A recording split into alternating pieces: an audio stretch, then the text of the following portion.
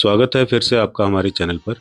आज हम सुनेंगे वो अद्भुत कथा जिसमें छिपा है बचपन का आनंद, निश्चल प्रेम और भक्ति का मधुर रस। यह पद वर्णन करता है क्यों वृंदावन की गोपियों कृष्ण पर शिकायत भी करती थी और इतनी ही प्रेम से उन्हीं की आराधना भी करती थी। वृंदावन जमुना किनारे बसा सुंदर गांव, जहां हवा में बांसुरी की तान घुली थी, रास्तों में गायों की घंटियां बजती थी और हर मन में कृष्ण का नाम बसता था।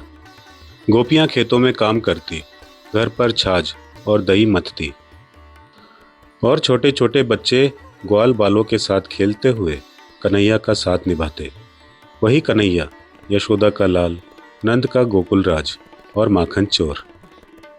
एक दिन गांव की गोपियां क्रोधित होकर नंद बाबा के घर पहुंची, चेहरे पर शिकायत का भाव और आंखों में चमक और प्रेम। उनमें से एक गोपी ने ऊंची आवाज में कहा, सुन हूं सखा मैं कहत पुकारी, माखन चोर ग्वाल संग डारी। अरे नंद बाबा, हम तो तंग आ गए हैं। आपके लाडले कन्हैया अपने ग्वाल मित्रों के साथ हर सुबह हमारे घरों में घुस आते हैं। हम छाछ मथते मथते थक जाती हैं और जैसे ही माखन तैयार होता है वैसे ही आपका बेटा खिड़कियों से कूदकर घरों में घुस जाता है। कैसी प्यारी लीला थी वो। कन्हैया के कदमों की आहट, उनकी चंचल मुस्कान, गालों पर मक्खन की चमक और आंखों में मासूम चमक।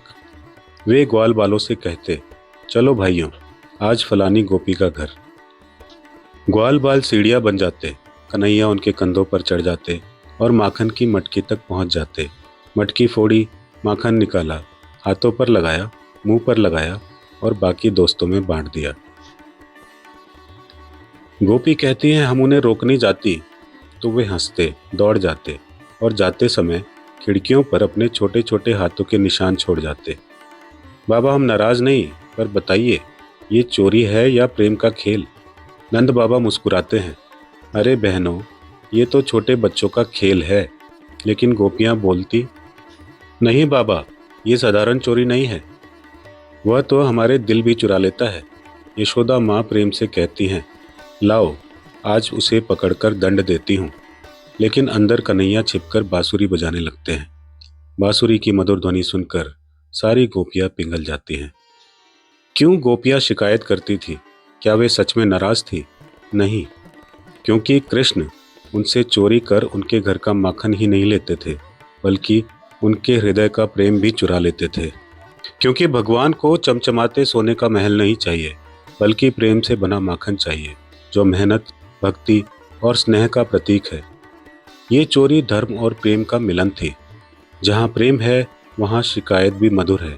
गोपियों की शिकायत भी कृष्ण की आराधना थी। भक्ति में अधिकार होता है। यदि गोपियाँ कृष्ण पर शिकायत नहीं करती तो प्रेम की भाषा अधूरी रहती। भगवान का असली धन प्रेम है। माखन चुराना, आत्माओं में भक्ति जगाना। प्रेम में शिकायत भी मधुर होती है। भगवान को दिखावे की पूजा नहीं, भावना और सरलता चाहिए। भगवान वही लेते हैं जो प्रेम से दिया जाए। बाल कृष्ण की लीला सिखाती है, जीवन में आनंद होना चाहिए, भक्ति में मिठास होनी चाहिए, कठोरता नहीं। कृष्ण सिर्फ माखन चोर नहीं, मन के चोर हैं। वे मटकी से माखन चुराते थे और दिल से प्रेम। इसलिए गोपियाँ पुकार कर कहती थी, सुन हूं सखा मैं कहत पुकारी, माखन चोर ग्वाल संग डारी। क्योंकि जिससे प्रेम हो उसी पर शिकायत होती है। अगर आपको ये कथा पसंद आई तो लाइक कीजिएगा, शेयर कीजिएगा और भक्ति भाव से बनी प्रेम भरी कहानियों के लिए चैनल को सब्सक्राइब करें। राधे कृष्णा, जय श्री कृष्णा।